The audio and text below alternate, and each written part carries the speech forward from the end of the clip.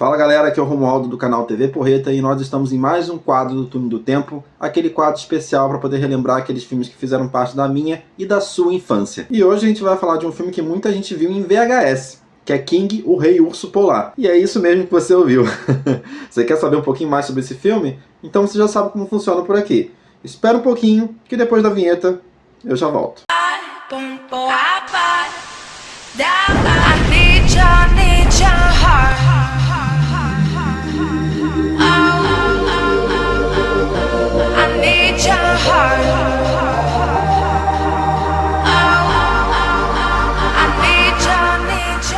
Estamos de volta e antes de mais nada, já deixa seu like aí para dar aquela força, compartilha com aquele amigo que gosta de uma nostalgia, se inscreve no canal e ativa o sininho para você perder nenhum conteúdo do TV Porreta. E se você quiser fortalecer ainda mais esse trampo aqui, tem a minha chave Pix aí na descrição do vídeo, né? Uma chave aleatória para você fazer qualquer doação para o canal para poder continuar me ajudando a trazer bastante conteúdo para vocês. E de quebra você ainda pode escolher um tema para o próximo vídeo do canal. É só você mandar o comprovante da chave Pix pelo e-mail que também está na descrição do vídeo e dizer o tema ou filme ou série, sei lá, qualquer vídeo que se enquadre nas nossas playlists aqui que você está interessado que eu faça. Bora lá então pro filme. O Rei Urso Polar, ou King, o Rei Urso Polar, como eu conheci na minha época, é um filme de 1991 e é uma coprodução entre a Noruega e a Alemanha. Ele é baseado num conto de fadas escandinavo, né, chamado Rei Urso Valemon, e ele tem raízes em várias lendas do norte da Europa. Ele é parente de histórias como A Bela e a Fera e A Leste do Sol e A Oeste da Lua, que inclusive é um conto que é muito parecido com esse aqui do Rei Urso Polar. Na real, esses contos que o filme é baseado, eles têm muito essa temática do urso, enfim, muitos animais, muitas feras mágicas. Ele é bem nessa pegada assim, e muitos contos são muito parecidos com outros, mudando algumas coisas na narrativa entre eles. O filme tem cerca de 1 hora e 23 minutos de duração e ele foi um sucesso nos países nórdicos, sendo exportado para vários cantos do mundo, inclusive o Brasil, onde ele ganhou uma dublagem clássica pela Telesound. A trama do filme ela se passa num reino gelado do norte, onde nós conhecemos uma princesa que é bondosa e sonhadora. E do outro lado do mundo tem o sul, que é um reino completamente oposto a esse reino do norte, que é tudo frio, gelado, cheio de neve. Lá não, lá é tudo florido, é verão praticamente o ano inteiro, é bem diferente e é lá onde vive esse príncipe chamado Valemon. E esse príncipe tá para ser rei desse reino próspero, só que ele acaba sendo amaldiçoado por uma bruxa, porque ele se recusa a se casar com ela. A maldição transforma ele num grande urso polar e ele fica nessa condição durante o dia e só à noite ele volta a ser humano.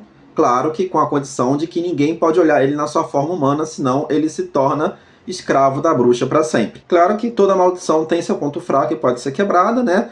E ele precisa encontrar uma pessoa que se apaixone por ele do jeito que ele é. Então o Valemon foge para o norte, onde conhece a princesa. Os dois se apaixonam, mesmo ele em forma de urso, né? Isso só acontece em conto de fada mesmo. E ela aceita viver com ele mesmo naquela situação em que ele se encontra, e mesmo sem entender a situação completamente. E durante 7 anos eles vivem juntos e a princesa dá luz a 3 filhas, que acabam desaparecendo misteriosamente toda vez depois do nascimento de forma misteriosa, o que deixa a princesa bem deprimida. É então que em um certo momento da trama a princesa é movida pela essa curiosidade de saber quem o marido é realmente, já que sempre quando ele se transforma em forma humana está muito escuro, então ela não consegue ver ele de fato. Então durante o sono a princesa acaba pegando uma vela e vendo o rosto do príncipe, né, o homem com quem ela se deitava finalmente, e quebra a regra principal do feitiço e acaba selando o destino do Valemon para sempre, né, e ele acaba sendo imediatamente levado pela bruxa. É aí que a história toma um rumo completamente diferente, que a princesa acaba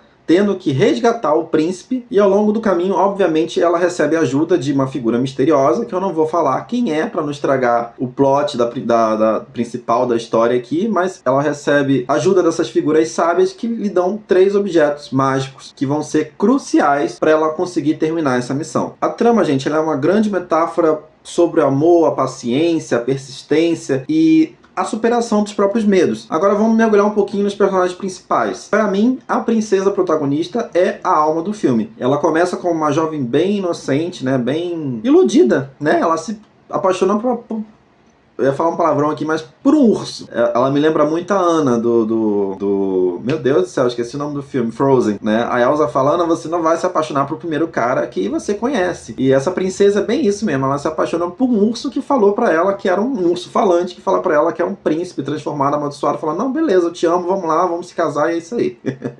Eu não cairia nesse papinho, mas a princesa caiu, por sorte, aquele urso realmente era um príncipe. Mas é isso, ela começa o filme como uma jovem inocente, mas ao longo do filme, aos poucos, né, ela vai se revelando uma jovem muito corajosa, com alguma inteligência e bastante força de vontade. Sem falar que ao longo da jornada dela, além do frio que ela enfrenta muita solidão, porque ela fica casada 7 anos com esse príncipe sem conseguir ter uma real conexão emocional com ele de fato. Ela tem filhos, né? Ela tem 3 gestações e ela perde com a perda misteriosa dessas 3 gestações, dessas 3 crianças que nascem e desaparecem, né? Que é um dos plots do filme também que eu vou manter em segredo. Então, basicamente, o amor dela pelo príncipe é baseado numa fé inabalável. E isso transforma ela numa verdadeira heroína. Agora, o rei urso polar que dá título ao filme, né? Que é o rei Valemon, né? Eu não lembro direito se é o Valemon ou Valemon, acho que é Valemon. Ele é um personagem misterioso e também melancólico. A maldição dele representa o peso das escolhas que ele fez e das consequências dessas escolhas. Claro que ele escolheu o correto. Ele não queria se casar com essa bruxa, queria se casar com a mulher que ele realmente amasse e, por consequência, ele acabou pagando um preço caro por isso. Um preço que ele aceitou pagar. Então é um personagem que, apesar de ter pouco diálogo na narrativa, ele transmite os sentimentos com o olhar e com a presença dele. E o legal é que à noite, né, que durante o dia, quando ele é o urso, ele é bem, vamos dizer assim, ranzinza, meio grosseiro, meio casca grossa. E durante a noite, né, aquela doçura, aquela humanidade da parte humana dele, ela contrasta com a ferocidade da forma de urso. E aí nós temos a bruxa, né, que é a nossa principal antagonista, né? Na verdade, a nossa única antagonista de fato, mas ela é uma figura imponente e ameaçadora dentro do filme. É o desejo dela por poder e controle que move a história. Ela não tem um castelo gelado, como é o caso da princesa, né, que mora lá no norte, só que ela mora no alto de uma montanha, isolada, e a presença dela é sempre marcada com bastante escuridão e um clima meio pesado, e ela tá ali para representar o egoísmo e a obsessão que aprisiona quem não aceita o amor verdadeiro. Outro personagem que nós temos também, que aparece mais no início da trama, é o rei do norte, né, que é o pai da princesa, que ele tá ali representando aquela autoridade tradicional, aquele tipo de pai que quer proteger a filha a qualquer custo, mesmo que isso signifique negar o destino dela. É aquele pai conservador, que acaba contrastando com a filha que é mais corajosa, mais pra frente. E aí nós temos a rainha-mãe do Valemon, que aparece pouco, mas a figura dela tem um peso muito simbólico dentro da trama. E, aliás, ela é importantíssima pro filme inteiro. Ela tá muito ligada ao passado e à origem dessa maldição. Ela carrega um ar de sabedoria e mistério, e ela ajuda muito a princesa nesse processo também. Ela é uma dos meus personagens favoritos de longe. E por último, de personagens assim de destaque, nós temos as irmãs da princesa, que funcionam como um contraponto. Elas são vaidosas, acomodadas, e acabam não demonstrando a mesma empatia e coragem que a irmã mais nova delas, a princesa, a protagonista no caso. E isso acaba destacando ainda mais o valor da heroína dentro da história. Visualmente, eu acho o Rei Urso Polar uma verdadeira pérola. Os figurinos são riquíssimos, a realeza é retratada com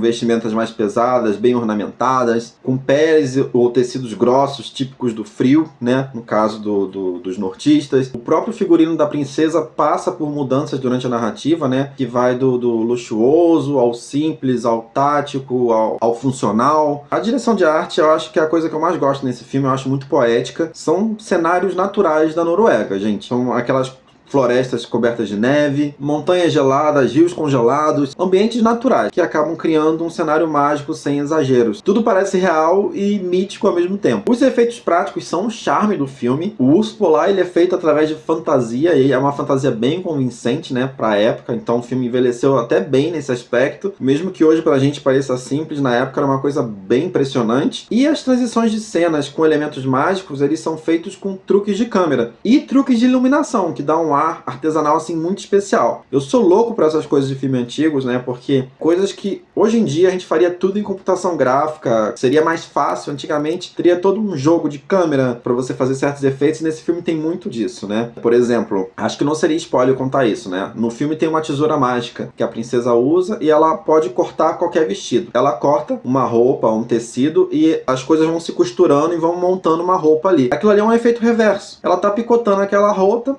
mas na verdade aquele truque de câmera parece que as coisas estão, ao invés de ela cortar, tá se montando ali. É muito legal essas coisas. São coisas que estão voltando bastante nessa era de TikTok com o celular, né? Qualquer um no celular na mão acaba fazendo certas coisas assim para viralizar e acaba usando esses truques do arco da velha e não tem noção de que estão usando esses truques. Eu acho muito da hora. Eu gosto da trilha sonora também, eu acho que tem um tom melancólico e até épico para a história, né? Por mais simples que seja. Aqui eles utilizam muitos instrumentos folclóricos misturando com a orquestra, né? Então eu acho que dá uma trilha única pra gente escutar, né? Pra quem presta atenção nesses detalhes. E temos a direção do filme, que eu acho que ela conduz tudo com muita sensibilidade. É um filme infantil, apesar de tudo. É um filme infantil, então, apesar de alguns temas ali fugirem um pouco da ala infantil, eu acho que ele conduz tudo com muita sensibilidade. É um filme que não trata a criança como boba, mas também não pesa demais na dramaticidade. Então tudo ali tá em equilíbrio, tá equilibrado a emoção, o mistério, a fantasia, de um jeito que acaba prendendo a tua atenção até hoje. E olha que legal, tem umas curiosidades sobre esse filme pra vocês. O conto tradicional que inspirou esse filme, né, conhecido no Brasil como o Rei Urso Polar, é um dos mais antigos e populares da tradição oral norueguesa. E o filme, galera, ele teve um investimento muito considerável para os padrões da Noruega da época, e foi uma das maiores produções infantis do país nos anos 90. Até onde eu pesquisei, esse filme ele chegou a passar na TV aberta,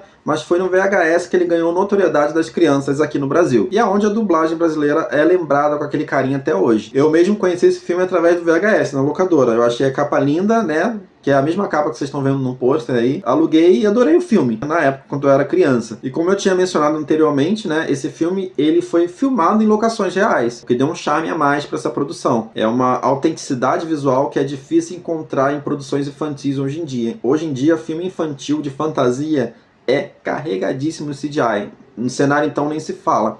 A imagem, a fotografia chega a ser saturadíssima para poder cobrir os efeitos de forma mais harmônica. E o Rei Urso Polar não tem nada disso. Não tem esse lance de fotografia, aquela preocupação de cor, de nada. É tudo filmado em ambientes realistas. Então esse longa, ele segue aquela tradição de filmes europeus dos anos 80 e 90, com uma estética que lembra muito esses contos ilustrados. Essa pegada artesanal que virou cult com o tempo, né? Gente, o Urso Polar é um daqueles filmes que deixam muita saudade. É uma fábula gelada que aquece o coração, com aquela mensagem poderosa sobre amor e perseverança. Vale muito a pena rever, ou até reassistir pela primeira vez com o olhar de hoje em dia, né? Eu, por exemplo, fui reassistir com um olhar que não era infantil na época, né? Meu olhar atual, que não é mais infantil. Então o filme perde muito do significado dele pra mim hoje em dia, mas ainda lembro dele com muito carinho, ainda gosto bastante. E eu recomendo bastante. Então, vocês já assistiram esse filme, mataram a saudade? Comenta aí. Eu vou adorar saber. Esse foi mais um quadro do Túnel do Tempo. Eu tô muito nostálgico hoje. Adorei falar sobre esse filme. Até o próximo episódio. E valeu! Ready, aim, fire!